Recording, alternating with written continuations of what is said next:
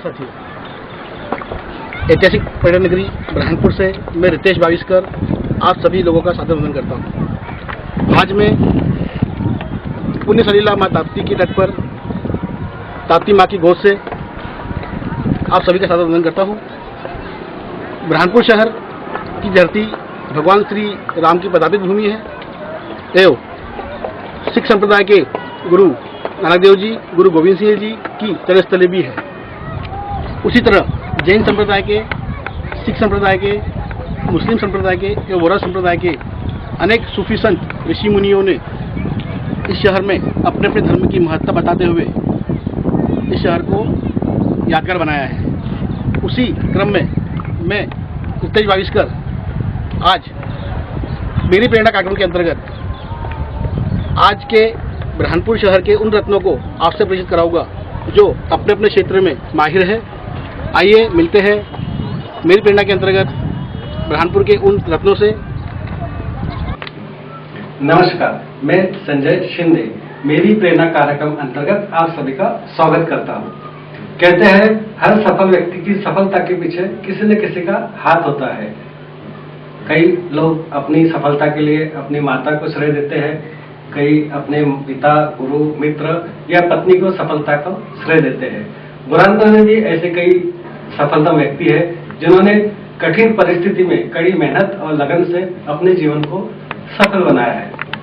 आइए मेरी प्रेरणा कार्यक्रम अंतर्गत हम ऐसे ही सफल व्यक्तियों से आपको रूबरू कराते हैं। दोस्तों, साथियों, भारत देश की हृदय स्थली में बसी मध्य प्रदेश राज्य की ऐतिहासिक जिला पर्यटन नगरी से महेंद्र जैन का नमस्कार। आज हम आपको मेरी प्रेरणा कार्यक्रम के अंतर्गत जहां पर आज हम बैठे हैं, एक इस जिले के निर्भीक, ईमानदार, तेजस्वी और अपनी लेखनी के माध्यम से पहचाने जाने वाले श्री मुकेश गुलाबचंद जी पूर्व से हम आपका साक्षात्कार करवा रहे हैं। दोस्तों, आप अभी वर्तमान में जिला ब्यूरो चीफ के नवभारत पेपर के जिला ब्यूरो चीफ है। आप वर्तमान में इस जिले के पत्रकारिता जगत के अध्यक्ष के पद को निर्वहन करते हुए अपने कार्य को बहुत बखूबी संभाल रहे हैं। आइए हम उनसे मुलाकात करते हैं। श्री मुकेश गुलाबचंद जी पूर्व। नमस्कार पूर्व जी। नमस्कार जन सर। मेरी प्रेरणा के कार्यक्रम के अंतर्गत आपका स्वागत है। पूर्व जी, लोकतंत्र के चौथा स्तंभ पत्रकारिता के क्षेत्र में आने की प्रेरणा कैसे, कब और कहां से मिली? सबसे पहले तो मेरी प्रेरणा कार्यक्रम के लिए आप सबको बधाई। एक अच्छा कार्यक्रम आप लोगों ने शुरू किया है। कार्यक्रम के रितेश जी बाविस्कर, महेंद्र जी जैन, पूरी टीम को मेरी तरफ से बहुत शुभकामनाएं। मेरा पारिवारिक जीवन जो रहा है वो सामाजिक और राजनीतिक क्षेत्रों में रहा है। मेरे पिता सामाजिक क्षेत्रों में कार्य करते रहे। राजनीतिक रूप से वे आरएसएस और जनता पार्टी भाजपा से जुड़े हैं और पत्रकारिता का एक लंबा उनका जो जीवन रहा है, उनके इस जीवन से प्रेरणा लेकर के ही मैंने अपने आप को पत्रकारिता से जोड़ने का निर्णय लिया कि पत्रकारिता एक ऐसा चैलेंजिंग वर्क है जिसमें हम समाज की समस्याओं का समाधान तो कर सकते हैं, साथ ही साथ हम समाज को सही दिशा देने का काम भी इस पत्रकारिता के माध्यम से कर सकते हैं। और उस कार्य को चुनौती के रूप में लेकर के मैंने पत्रकारिता को स्वीकार किया है। तो आपके अंदर ऐसी क्या प्रेरणा जागी कि मुझे पत्रकारिता के क्षेत्र में काम करना है? देखते हैं आसपास का माहौल कहें, देश की स्थितियां कहें या हमारे क्षेत्र की समस्याएं कहें, समस्याओं को जिस तरह से समस्याओं का समाधान होना चाहिए और समाधान करने में कहीं ना कहीं हमारे जनप्रतिनिधि, हमारे क्षेत्र के प्रशासनिक अधिकारी जो है उस जिम्मेदारी से कार्य नहीं कर पाते हैं और क्योंकि कार्य करने की व्यवस्था में करना इन्हीं को है। ऐसी स्थिति में अगर प्रेस के माध्यम से हम उन्हें उनके दायित्वों के बारे में बताएंगे, हम अलग जगाएंगे, निश्चित तौर पे इससे वो लोग जागरूक होते हैं, जनता भी जागरूक होती है, जनता भी कहीं ना कहीं विरोध करती है, और विरोध के स्वरूप का है समाचार पत्रों में छपी खबरों के आधार पर इनको कार्य करने के लिए मजबूर होना पड़ता है और समस्याओं के समाधान होते रहे। पूर्वे जी, आप ये बताइए कि जैसा आपने पूर्व में कहा कि मैंने अपने पिता के पदचिन्हों पर अनुसरण करते हुए पत्रकारिता के क्षेत्र में एक कदम रखते हुए कार्य करने की ठानी, सोची और बाकायदा आप उस पर कार्य कर रहे हैं। क्या महसूस करते हैं आप पत्रकारिता के क्षेत्र में कार्य करने पर? पत्रकारिता का क्षेत्र एक बड़ा व्यापक क्षेत्र है और लोकतंत्र का चौथा स्तंभ माना जाता है प्रेस को। कार्यपालिका, विधायिका और न्यायपालिका, इन तीन अंगों के द्वारा किए जा रहे कार्यों पर पत्रकारिता अपनी पैनी नजर रखती है और उस नजर से वो इस समाज में व्याप्त बुराइयों को, समाज की समस्याओं को, समाज की आवश्यकताओं को, आधुनिकता को लेकर के अपना वो व्यू जो जनता का व्यू होता है, जो समाज को सही दिशा दे सके, उस कार्य को अंगीकार करते हैं। जहां पत्रकारिता के क्षेत्र में जो कि लोकतंत्र का चौथा स्तंभ है, वहां पर निश्चित है बिल्कुल अच्छे बुरे सभी प्रकार के लोगों से आपका मिलना और जुलना, क्योंकि आपकी लेखनी के माध्यम से ही समाज जागृत होता है। तो कभी आपके जीवन में ऐसा कोई प्रसंग आया कि जहां पर आपको दबाव में, चाहे वो राजनीतिक पार्टी हो या सामाजिक तौर पर हो या व्यक्तिगत तौर पर हो, ऐसी कभी समस्या आपको उत्पन्न हुई है क्या? क्या रहा है कि मैं लगभग 1982 से पत्रकारिता के क्षेत्र में कार्य कर रहा हूँ। मुख्यतः चूंकि मेरे पिता स्वर्गीय गुलाबचंद जी पूर्वे जो है वो जिला देखते थे और मैं ग्रामीण क्षेत्र देखता था, और ग्रामीण क्षेत्र देखने के साथ साथ मैंने शहर की पत्रकारिता और पत्रकारिता का जो जीवन उनका देखा है, उसमें मैंने ये चीज महसूस की है कि हम जब काम करते हैं तो दबाव तो आता है। हम किसी समस्या को, किसी बुराई को उजागर करते हैं, किसी व्यक्ति के चरित्र पे कोई ऐसी स्थितियां दिखती है जिसको हम लोग हाईलाइट करते हैं तो दबाव तो बनता है। आप किसी भी समाज को दिशा देने के लिए बुराइयों को उजागर करेंगे तो आप पे दबाव तो आता ही, प्रेशर तो आता है, लेकिन बावजूद उस प्रेशर के बड़ा निर्विघ्न रूप से हम अपना काम करते हैं, क्योंकि हमारा जो लक्ष्य होता है वो एक ईमानदार लक्ष्य होता है। तो क्या आपको कभी डर महसूस नहीं होता है कि आपकी जान को कुछ हो जाएगा? सकारात्मक सोच के साथ किसी भी चीज को उजागर करना किसी भी प्रकार के डर का कोई कारण नहीं होता है। जो कार्य किया जाता है चुनौतीपूर्ण है, निर्भयता के साथ किया जाता है, निडरता के साथ किया जाता है, क्योंकि हमारी कलम में वो धार होती है जिससे हर व्यक्ति को अपने आप को भी सोचना पड़ता है कि हम आखिर एक सीमा में कार्य कर रहे हैं। पूर्वे जी, पत्रकारिता का क्षेत्र एक ऐसा क्षेत्र है जो लोकतंत्र का चौथा स्तंभ है और इन्हीं समाचार पत्रों के माध्यम से समाज और जनता जागरूक होती है। क्या आपने बुरहानपुर में ऐसे समस्याओं को या ऐसे मुद्दों को उठाकर समाज को क्या लाभ प्रदान किया है? देखिए, समाचार पत्र तो एक ऐसा है कि पत्रकार जो कार्य करता है वो निश्चित तौर पर समाज को दिशा देता है, और जहां तक मेरे द्वारा समाज में व्याप्त बुराइयों को, समस्याओं को उजागर करने की बात है, तो मैं ग्रामीण क्षेत्र की जब पत्रकारिता करता था तो मैंने सिरपुर एक ग्राम है, मैंने एक परिवार को ऐसा देखा है जिसके यहाँ दारू पीने के कारण परिवार के मुखिया के मरने पे वो परिवार तितर बितर होकर बहुत परेशान रहा है, बड़ी पीड़ाएं भोगी है उसने, क्योंकि वो कहीं ना कहीं मेरे एक परिचित से जुड़ा हुआ परिवार था। इसलिए मैंने उस चीज को हाईलाइट किया। मैंने वहां पे जो अलग जगह ये समाचार पत्र के माध्यम, नवभारत के माध्यम से और समाचारों के माध्यम से, वहां पे उस गांव के लोगों ने दारू पीना ही नहीं, बेचने वालों ने, वो जो तड़वी पठान थे सिरपुर के, उन लोगों ने दारू बनाना छोड़ा है। वहां कोई दारू पीता नहीं था, कोई दारू बेचता नहीं था। एक आदर्श ग्राम बनाया था मैंने सिरपुर को। पुलिस के एसडीओपी, तत्कालीन जो एसडीओपी थे, उन्होंने मेरा सम्मान भी किया था। यही नहीं, ताप्ती पुल बहुत जर्जर रहा है, उसको लेकर के ताप्ती पुल निर्माण समिति का एक गठन हुआ था जिसमें मेरी बहुत अहम भूमिका था। मैंने नवभारत के माध्यम से काफी ऐसे कार्य किए हैं। मैंने शहर के विकास के लिए, जैसे हम कहेंगे ताप्ती अपर ताप्ती परियोजना, अपनी नवरात्रि व्याख्यानमाला जो रही है, इनमें कहीं ना कहीं हम लोगों की सकारात्मक भूमिका रही है, जिसे निश्चित तौर पर कह सकते हैं कि इससे समाज को, देश को दिशा मिलती है। हमारा विचारों का जो कार्य क्षेत्र है हमारा, जो वो भी बढ़ता है। पूर्वे जी, जहां तक पत्रकारिता के क्षेत्र में जो आपकी छवि, एक ईमानदार, निर्भीक, स्वच्छ साफ छवि वाले व्यक्तित्व के तौर पर इस जिले में आपको जाना जाता है, तो जिस तरीके से आपने पत्रकारिता के दायित्व को निर्वहन करते हुए ईमानदारी पूर्वक कार्य किया है, तो निश्चित रूप से आपने उसके लिए समय भी दिया है, और उस समय देने के अंतर्गत आपके परिवार के लोगों को निश्चित रूप से कुछ तकलीफ हुई होगी, तो क्या आपके परिवार का पूर्ण सहयोग आपको मिला है?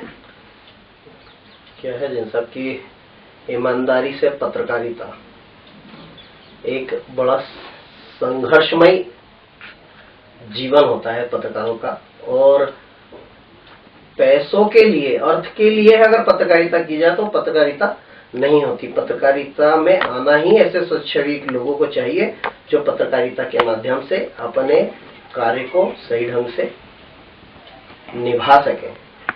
हमारा जो दायित्व है पत्रकारिता का, जब आप पत्रकारिता के मापदंडों पे चलोगे तभी आप पत्रकारिता को जीवित रख पाओगे और पत्रकारिता में न्याय कर पाओगे, पत्रकारिता के साथ न्याय कर पाओगे, लोगों के साथ न्याय कर पाओगे, समाज के साथ न्याय कर पाओगे, समाज को दिशा दे पाओगे।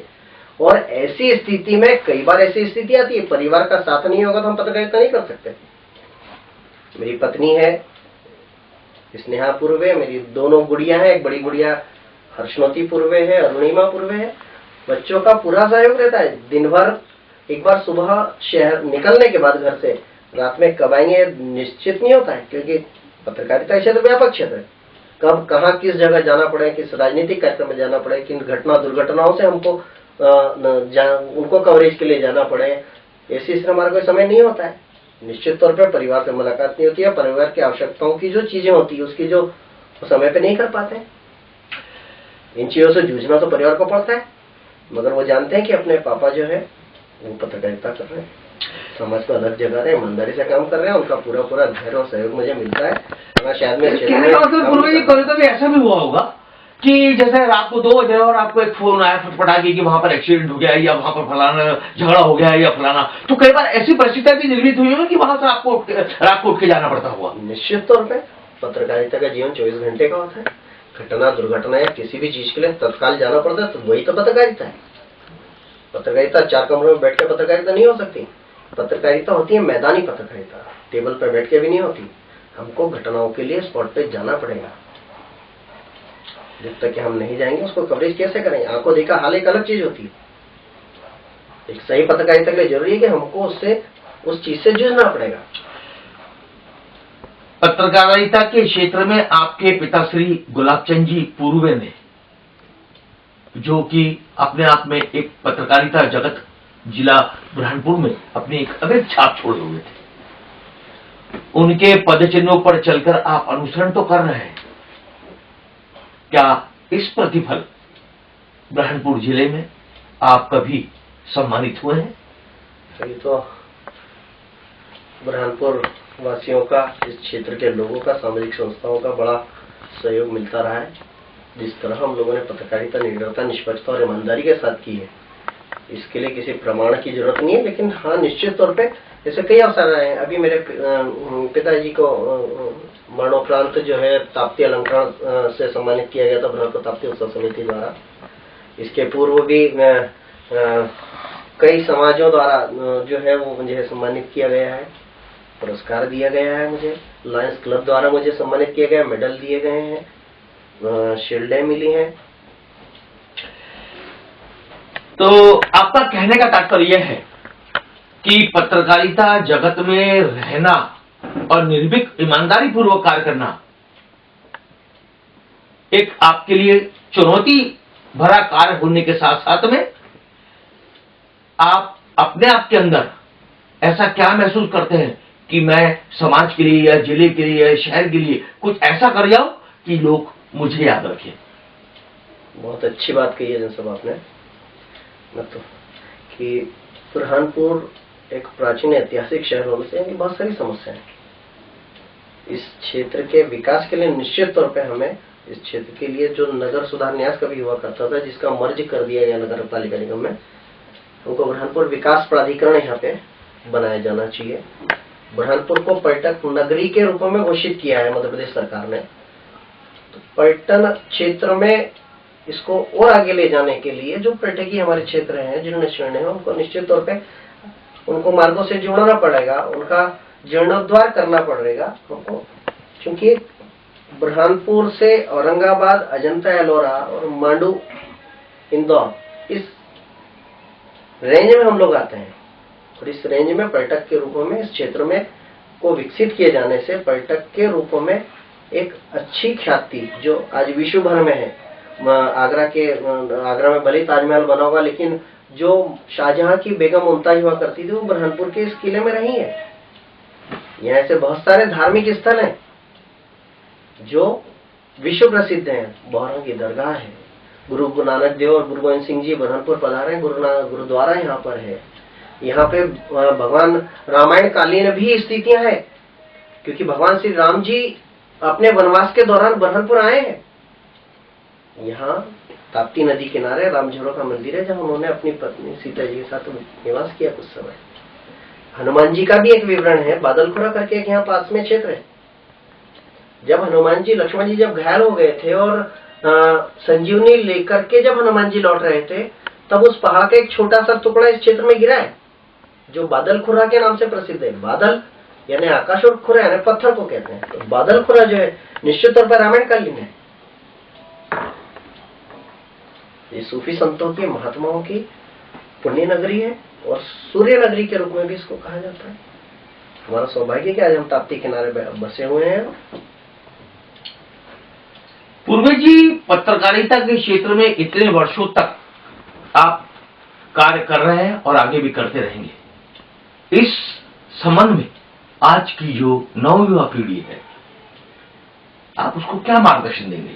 मैं तो यही कहूंगा कि जैसे मैंने अपने पिता गुलाब चंद जी पूर्वे, मेरे समकालीन वरिष्ठ पत्रकार मोहनचंद जी यादव, स्वर्गीय गुलाब चंद जी जलगांव वाले, विनोद दलाल, मेरे बड़े भाई तुल्य मेरे मार्गदर्शक रहे विजय कुमार जी शिंदे और बलवीर सिंह जी, और आज ये पीढ़ी इस दुनिया में जरूर नहीं है, लेकिन इनके बताए मार्गों पर जिस तरह हम चल रहे हैं और मेरे सहयोगी साथी चल रहे हैं, क्योंकि पत्रकारिता का क्षेत्र एक व्यापक और चुनौतीपूर्ण क्षेत्र है और बदलते समय के साथ आज तो और ज्यादा चुनौतीपूर्ण हो गया है।